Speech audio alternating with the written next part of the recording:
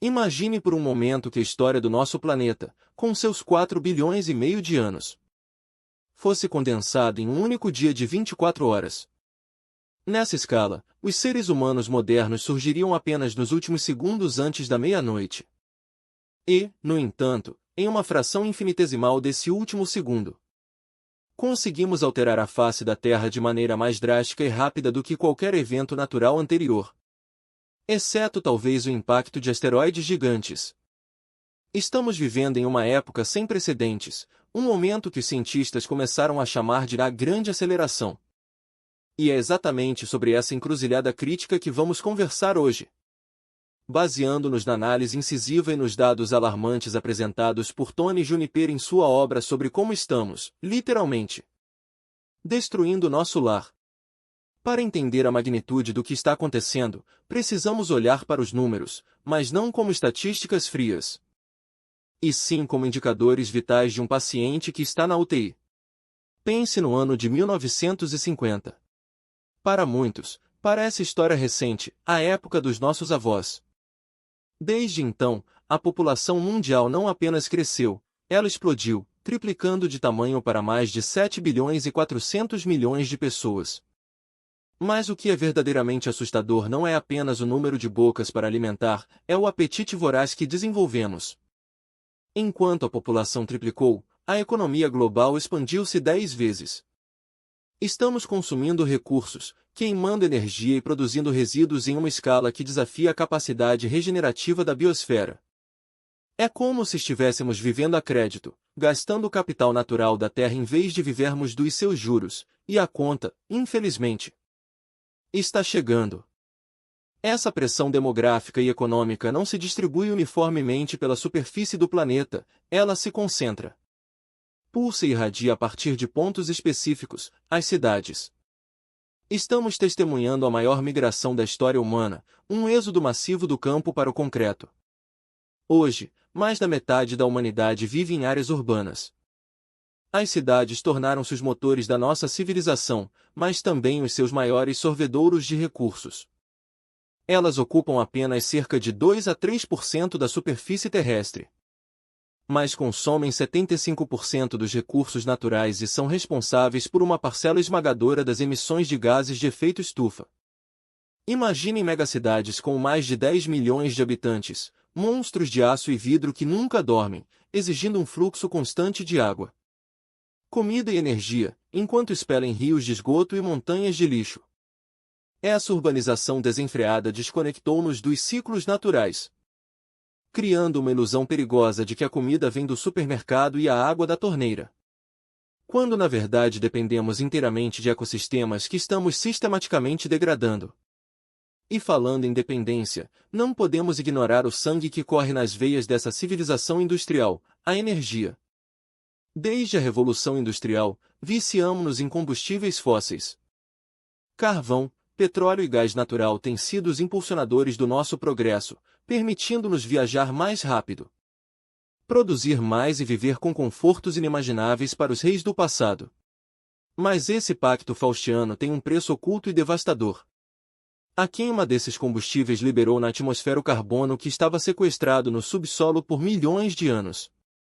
O resultado é um cobertor térmico que está sufocando o planeta.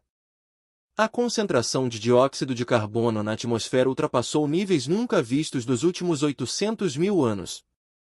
Não estamos falando de ciclos naturais, estamos falando de uma química atmosférica alterada pela mão humana. As consequências disso já não são previsões para um futuro distante, elas estão aqui, batendo à nossa porta com a força de furacões mais intensos, secas prolongadas e ondas de calor mortais. Seguindo essa linha de raciocínio sobre o impacto invisível das nossas escolhas, precisamos falar sobre a água. Chamamos a Terra de planeta azul, mas a água doce acessível é uma fração minúscula desse total, menos de 1%. E estamos tratando esse recurso precioso com um descaso chocante. A pegada hídrica do nosso estilo de vida moderno é astronômica. Você sabia que para produzir um único hambúrguer podem ser necessários mais de 2.000 litros de água? Ou que uma camiseta de algodão consome outros 2.700 litros desde a plantação até a loja? Estamos exportando e importando água virtualmente através do comércio global. Muitas vezes drenando aquíferos milenares em regiões áridas para cultivar alimentos que serão desperdiçados em países ricos. Rios majestosos, que outrora corriam livres para o mar, agora mal chegam à foz, sugados até a última gota pela agricultura irrigada e pela indústria.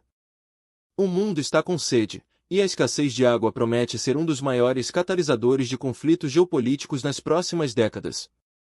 Isso nos leva, inevitavelmente, à questão da comida. A agricultura é, talvez, a atividade humana que mais transformou a paisagem terrestre. Derrubamos florestas, drenamos pântanos e aramos pradarias para criar fazendas e pastos. Cerca de 40% da terra livre de gelo do planeta é usada para nos alimentar.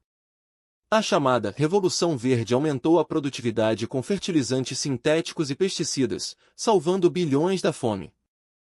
Mas criando zonas mortas nos oceanos devido ao escoamento de nutrientes e dizimando populações de insetos polinizadores. Vivemos um paradoxo cruel. Produzimos comida suficiente para alimentar a todos, mas quase 800 milhões de pessoas ainda passam fome. Enquanto quase 2 bilhões sofrem de sobrepeso ou obesidade. Além disso, desperdiçamos cerca de 1/3 de tudo que produzimos. Imagine 1/3 de toda a terra agrícola, 1/3 de toda a água usada na irrigação.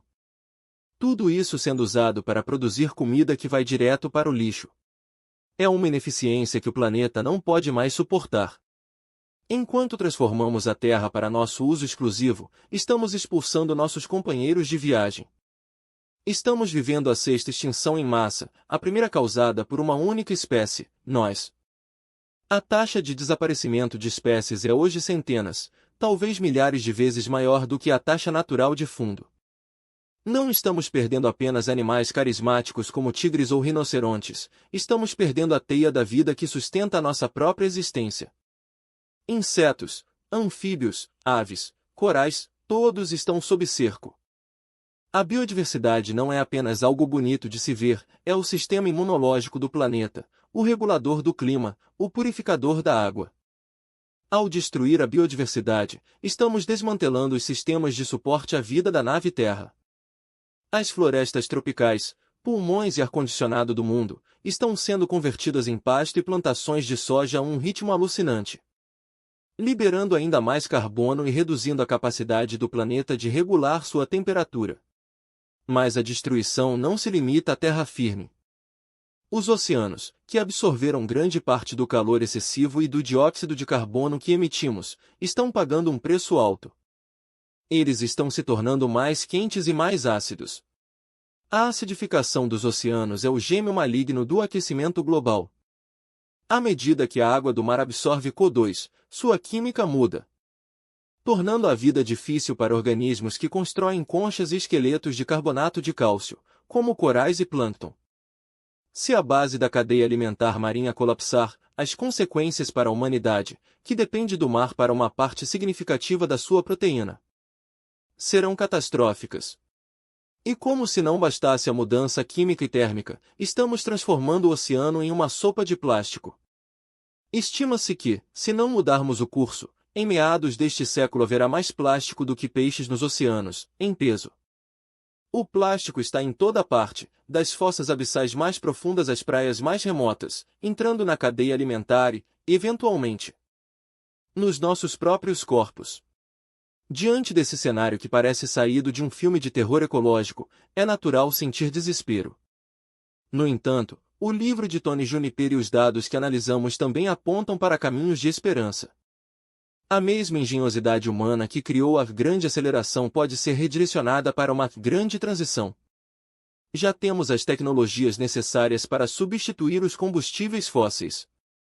A energia solar e a eólica deixaram de ser nichos alternativos para se tornarem as fontes de eletricidade mais baratas em muitas partes do mundo. A eficiência energética está melhorando, permitindo-nos fazer mais com menos. Mas a tecnologia por si só não nos salvará, precisamos de uma mudança sistêmica na forma como operamos nossa economia. O modelo atual, linear, de extrair, produzir, usar e descartar, é uma aberração em um planeta finito. Precisamos transitar urgentemente para uma economia circular, onde o desperdício é eliminado e os recursos são mantidos em uso pelo maior tempo possível. Na natureza, não existe lixo, o resíduo de um organismo é o alimento de outro. Nossas indústrias precisam imitar esse ciclo biológico. Isso significa desenhar produtos para serem duráveis, reparáveis e recicláveis.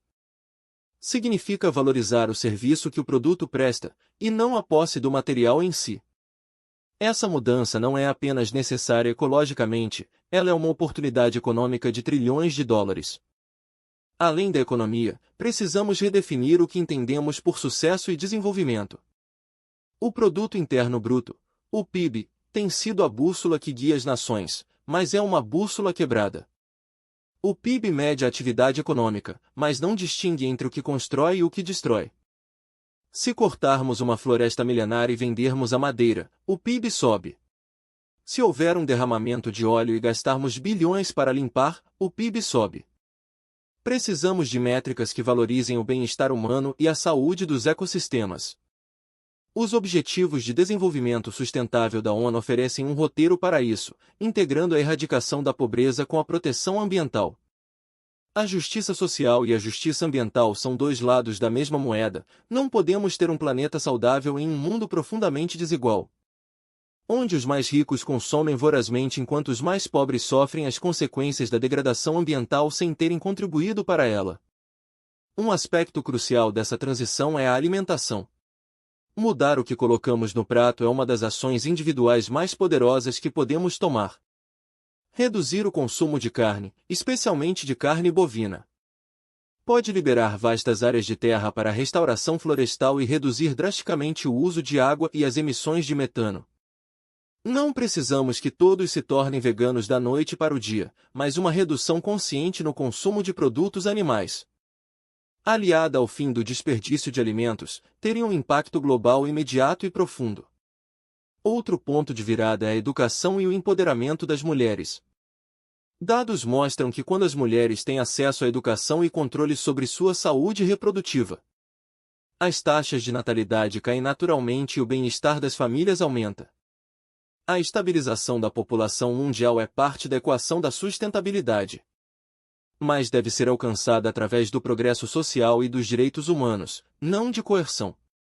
E não podemos esquecer o papel das finanças. O dinheiro faz o mundo girar, e precisamos garantir que ele gire na direção certa. Atualmente, trilhões de dólares ainda fluem para subsídios a combustíveis fósseis e indústrias destrutivas. Precisamos redirecionar esses fluxos de capital para a economia verde, para a regeneração de ecossistemas e para a inovação sustentável. As empresas estão começando a perceber que não haverá lucros em um planeta morto. O risco climático é agora um risco financeiro, e os investidores estão cada vez mais exigindo transparência e responsabilidade ambiental.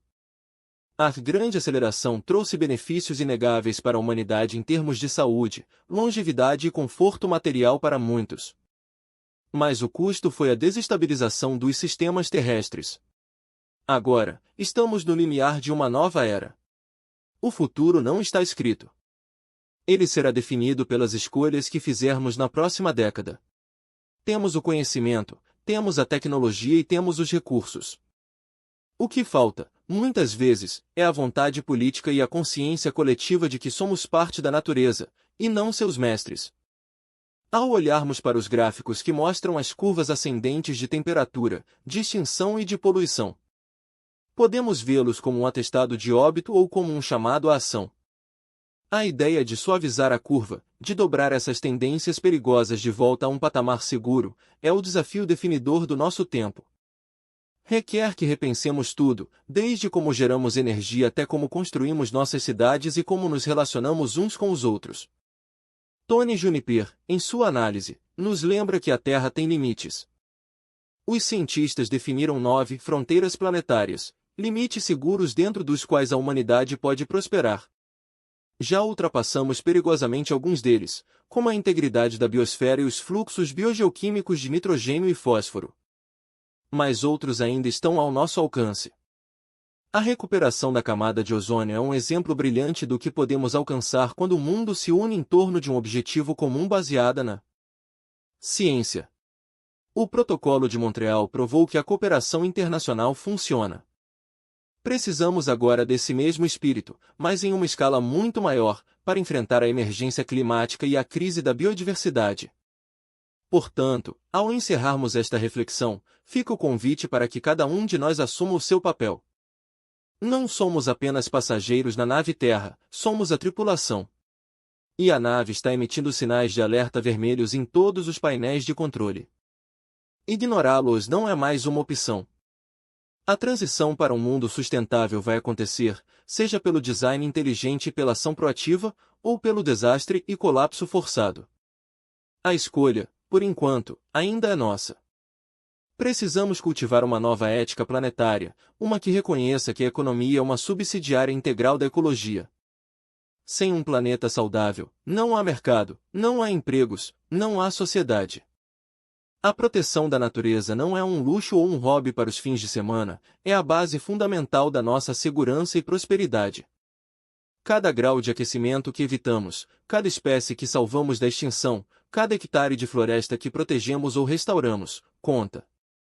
O livro de Juniper é um espelho que reflete nossa realidade brutal, mas também é uma janela para o que poderia ser.